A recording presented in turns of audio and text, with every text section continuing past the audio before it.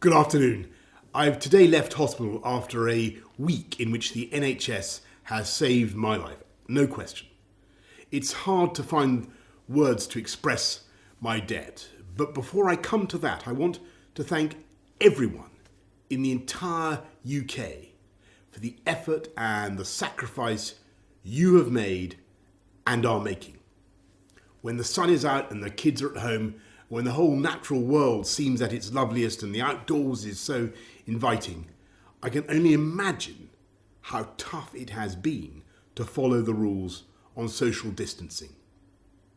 I thank you because so many millions and millions of people across this country have been doing the right thing. Millions going through the hardship of self-isolation, faithfully, patiently, and with thought and care for others as well as for themselves. I want you to know that this Easter Sunday, I do believe that your efforts are worth it and are daily proving their worth. Because although we mourn every day those who are taken from us in such numbers, and though the struggle is by no means over, we are now making progress in this incredible national battle against coronavirus.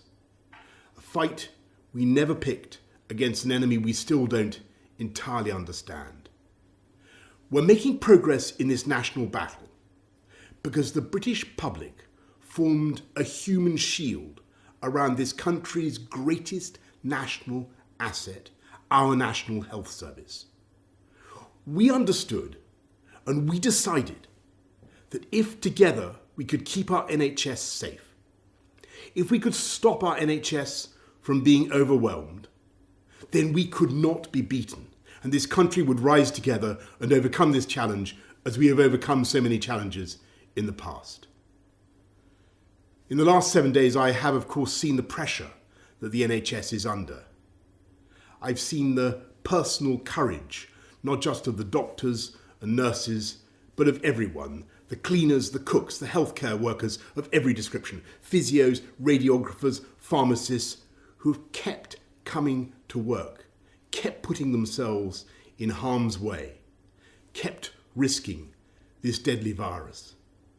It is thanks to that courage, that devotion, that duty, and that love that our NHS has been unbeatable.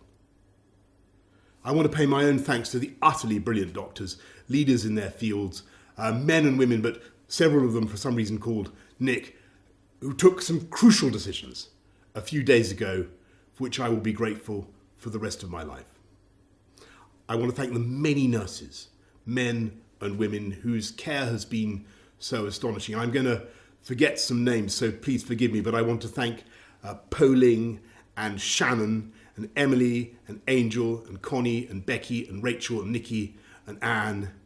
And I hope they won't mind if I mention in particular 2 nurses who stood by my bedside for 48 hours when things could have gone either way. They're Jenny from New Zealand, in Invercargill on the South Island to be exact, and Luis from Portugal near Porto. And the reason in the end my body did start to get enough oxygen was because for every second of the night, they were watching and they were thinking and they were caring and making the interventions I needed.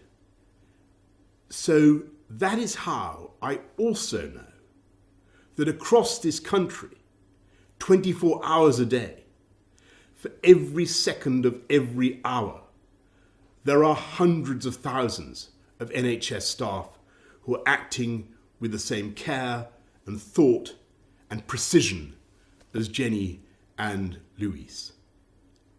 That is why we will defeat this coronavirus and defeat it together. We will win because our NHS is the beating heart of this country. It is the best of this country. It is unconquerable. It is powered by love. So, thank you from me, from all of us, to the NHS. And let's remember to follow the rules on social distancing, stay at home, protect our NHS, and save lives. Thank you, and happy Easter.